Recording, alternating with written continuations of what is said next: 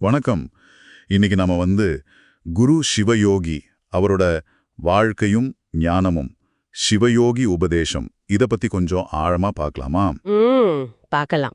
வாழ்க்கை, ஞானம் இது பத்தின அவரோட பார்வைகள், அதுல சில முக்கியமான விஷயங்கள் இருக்கு. ஆமா, இது நீங்க கேட்டு பாருங்க. சில கருத்துக்கள் நிச்சயம் கொஞ்சம் யோசிக்க வைக்கும்னு நினைக்கிறேன். முதலியே பாத்தீங்கன்னா ஒரு விஷயம் கொஞ்சம் வித்தியாசமா படுது. உடல் இன்பம், இந்த காம வேட்கையெல்லாம் இருக்குல்ல, ஆமா, அதை சரியா தெளிவா அனுபவிக்கிறது தான் உண்மையான கற்புன்னு சொல்றார். இது பொதுவா நாம புரிஞ்சுக்கிறதுக்கு ரொம்ப வேறு மாதிரி இருக்கே. ஏன் அப்படி சொல்றார்? கரெக்ட். இது சிவயோகியோட பார்வையில ரொம்ப முக்கியமான ஒண்ணு. அதாவது இயற்கையா வர்ற உணர்வுகள், ஆசைகள் இதெல்லாம் அடக்கக்கூடாது. இல்லைன்னா ஒரு குற்ற உணர்வோட பார்த்தோம்னா அதுவே நம்ம ஆன்மீக வளர்ச்சிக்கு ஒரு தடையா மாறிடும்னு சொல்றார். ஓ, அப்படியா? ஆமா, வாழ்க்கையோட எல்லா அனுபவத்தையும், அது இன்பமா இருந்தாலும் சரி, அதை முழுசா ஏத்துக்கிட்டு அனுபவிக்கும் போதுதான் மனம் அதுல இருந்து ஒரு விடுதலை அடையும். அப்புறம்தான் அடுத்த கட்டத்துக்கு போக முடியும். அடக்கிறதுனால ஒரு தேக்கம் தான் வரும்னு நம்புறார். அப்போ எல்லாத்தையும் முழுசா வாழணும், அதுதான் முக்கியம்னு சொல்றாரு. இது கூடவே கொண்டாட்ட மனநிலை பத்தியும் பேசியிருக்காரே. ஆமா, கொண்டாட தெரிஞ்சுக்கிட்டா எதையும் கையாளலாம். அப்புறம் நீங்க கொண்டாட்டமா இருந்தா கடவுளையும் கொண்டாடுறீங்க. இந்த மாதிரி வரிகள் கேட்க நல்லா இருக்கு. ஆனா நடைமுறையில் இது எவ்வளவு சாத்தியம்? கஷ்டம் வரும்போதும் கொண்டாட முடியுமா? இது ஒரு நல்ல கேள்விதான்.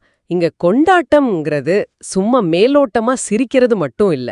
அது ஒரு மனசு சம்பந்தப்பட்ட விஷயம். சரி.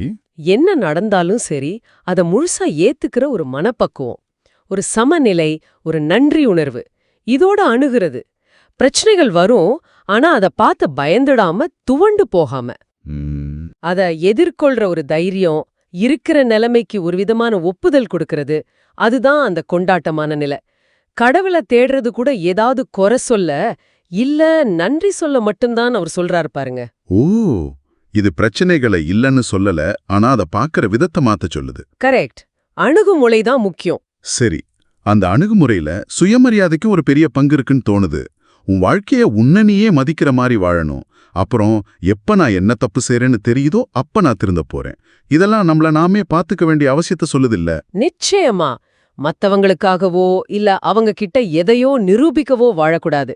நம்ம சந்தோஷத்துக்காக நம்ம கொள்கைப்படி வாழணும்னு சொல்றாரு. அதே சமயம் தப்பே செய்யாதவங்க யாரும் இல்ல. அதனால நாம செய்யற தவறுகளை உணர்ந்து அதை ஒத்துக்கிட்டு திருத்திக்கிற அந்த பக்குவம்தான் வளர்ச்சிக்கு ரொம்ப முக்கியம். இதுக்கு சுய பரிசோதனை கண்டிப்பா தேவை. இதுல இன்னொரு முக்கியமான விஷயம் சொல்றார். நீ எப்படி வாழணுங்கிறத நீதான் முடிவு பண்ணணும், யாருக்காகவும் எதையும் விட்டு கொடுக்காதேன்னு சொல்றார். ஆமா, இது ஒரு பக்கம் நமக்கு தன்னம்பிக்கை, சுய நிர்ணய உரிமை இதெல்லாம் கொடுத்தாலும் சில நேரங்கள்ல மத்தவங்களுக்காக கொஞ்சம் விட்டு கொடுக்கறது தேவைப்படுமே. இது கொஞ்சம் முரணா தெரியலையா? இல்ல, இது மேலோட்டமா பார்த்தா அப்படி தோணலாம். ஆனா அவர் சொல்றதோட ஆழம் என்னன்னா, நம்மளோட அடிப்படை கொள்கைகள் இருக்குல்ல, நம்ம வாழ்க்கை பாதை, இத மத்தவங்களோட கருத்துக்காகவோ அவங்க அழுத்தம் கொடுக்கறாங்கிறதுக்காகவோ மாத்திக்க கூடாது. ஓ, சரி சரி. உறவுகள்ல அனுசரிச்சு போறதோ இல்ல சின்ன சின்ன விஷயங்களை விட்டு கொடுக்கறதோ தப்புன்னு சொல்லல. ஆனா உங்க சுயத்தை, உங்க பயணத்தை நீங்க தான் தீர்மானிக்கணும். அதுதான் முக்கியம். புரியுது. அதே நேரம் அவரோட குறிப்பிட்ட ஞானப்பாதையில போகணும்னு நினைக்கிறவங்களுக்கு சில நிபந்தனைகளும் வச்சிருக்காரு இல்லையா? ஆமா, கண்டிப்பா.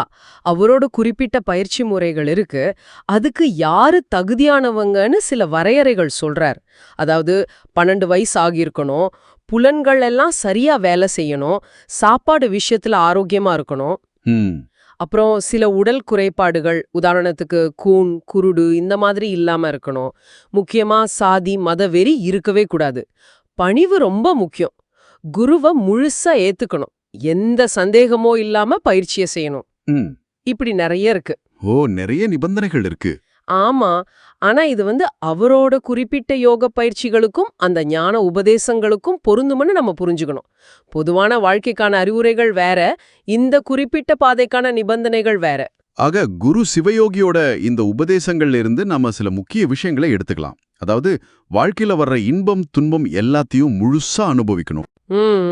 ஒரு கொண்டாட்ட மனப்பான்மையோட பிரச்சனைகளை பார்த்து பயப்படாம வாழணும். சுயமரியாதையோட நம்ம முடிவுகளை நாமளே எடுக்கணும். தப்பு செஞ்சா அதை ஒத்துக்கிட்டு திருத்திக்கணும். இதெல்லாம் முக்கியமான அம்சங்களா இருக்கு. கரெக்ட். அதே சமயம் குறிப்பிட்ட ஆன்மீக பாதைகள்ல போகணும்னா அதுக்குன்னு சில தகுதிகளும் அர்ப்பணிப்பும் தேவைப்படுதுங்கிறதையும் அவர் தெளிவா சொல்றாரு. சரி, நிறைவா நேயர்களுக்காக ஒரு சிந்தனைக்குரிய விஷயம். சொல்லுங்க. இந்த உபதேசம் கடைசியில என்ன சொல்லுதுன்னா, எல்லாரும் கடவுளுக்குள்ள தான் இருக்கோம், ஆனா அதை புரிஞ்சுக்கிற தகுதி எல்லாருக்கும் இல்ல. ஆமா, இது ஆழமான வரி. சிவயோகி சொல்ற இந்த உடல் மன ரீதியான நிபந்தனைகள் ஒரு பக்கம் இருக்கட்டும், அதை தாண்டி அந்த பெரிய உண்மைய, அதாவது நாம எல்லாரும் கடவுளுக்குள்ள தான் இருக்கோங்கிற அந்த உண்மைய உணர்ந்துக்கிறதுக்கு தேவையான அந்த தகுதி, அது உங்க பார்வையில என்னவா இருக்கும்னு நினைக்கிறீங்க? இதை கொஞ்சம்